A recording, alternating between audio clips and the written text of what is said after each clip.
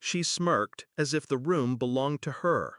The chandelier light glinted off her wineglass when she raised it, savoring the moment before she struck. "I'm cutting you out of the will." Her voice echoed across the long dining table. My siblings stiffened, but none looked at me. They didn't need to. This had been rehearsed. I just smiled. Slow, calm. I leaned forward. "That doesn't matter anymore, Mom. Because," and that's when her smirk cracked. "I used to worship her. That's the part people never believe. Growing up, I clung to every shred of affection she gave me, which wasn't much. A pat on the head when I brought home a perfect report card, a tight smile when I did her chores before she asked. She made me fight for crumbs. Meanwhile, my siblings feasted. She spoiled them with new cars, tuition money, vacations. Me? I was the errand boy, the invisible one. I told myself it was fine, that one day she'd see my loyalty, that I'd earn her love. But loyalty means nothing to a woman who thrives on control. The first time I saw it clearly was 2 years ago. She was sick, so she said. Hospital gowns, moaning, endless prescriptions. She called me first, every time. I rushed across town at midnight, at dawn, holding her hand while she played Fragile. But when she thought I wasn't listening, I heard her laughing on the phone with my brother.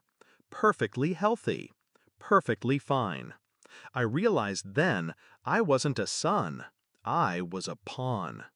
She wanted me desperate for her approval, ready to jump when she snapped her fingers. That was the night I stopped reacting. The night I started planning. I didn't argue when she humiliated me in front of cousins. Didn't flinch when she skipped me in family gifts. Didn't blank when she forgot to invite me to vacations, then posted pictures online with captions about her whole family. Let her think I was broken, silent, small. In truth, I was patient. I watched. I learned. Her empire wasn't love. It was money. Control tied up in deeds, trusts, shell companies she bragged about to anyone who'd listen. She thought she was untouchable because she held the strings. So I started cutting them, one by one. First, I found her weakness, vanity. She trusted no accountant, no lawyer, not really. But she trusted admiration. She loved being praised for her genius in business. So I fed it. I studied her financial habits, mirrored her language, then introduced her to my friend, an estate planner who specialized in legacy protection. She thought he was hers. He was mine. For months, I let her believe she was in control, while she signed documents she barely skimmed. Trust revisions, asset reallocations, subtle changes, all legal, all binding. Her empire slowly shifted hands. To me. By the time her birthday dinner arrived, I already owned her. The lake house she adored? Mine. The untouchable accounts she bragged about? Redirected. Even the family business shares she wielded like a weapon had passed through silent transfers. She didn't notice. Not yet. She was too busy rehearsing her performance. So there we sat, her throne disguised as a dining chair, her court of children watching. She delivered her line like a dagger. "I'm cutting you out of the will." The table gasped. My siblings smirked, shadows of her cruelty etched on their faces. They thought they'd won. But I had been waiting for this. "That doesn't matter anymore, Mom," I said, voice steady, "because everything you think you're leaving behind already belongs to me." Silence. She blinked. Once, twice. The room tilted as the weight of my words landed.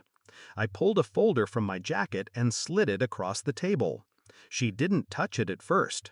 My sister reached, scanned the first page, then her mouth fell open. Transfers, titles, signatures in her handwriting, legal, notarized, final. Her hand shook as she grabbed the papers. flipping faster, eyes widening. Piece by piece, the truth hit her. Her will was empty. Her voice broke first. You tricked me!" I leaned back, calm as the storm tore through her. "No, I learned from you. You taught me control, manipulation, patience. I just finally put it to use." My siblings erupted, some shouting at me, others at her. But I didn't look at them. My eyes stayed on her, watching the power drain from her face. For the first time in my life, she looked small. 9 hours later, the house was chaos. My siblings scrambling, my mother locked in her study, screaming into phones that could no longer save her. And me? I slept peacefully. Because justice doesn't always come from courtrooms or confessions. Sometimes it comes in silence, in signatures, in the patience to let arrogance dig its own grave. I suppose you could call it revenge, but I don't. Revenge is fueled by anger. This was something colder, cleaner. She wanted me powerless.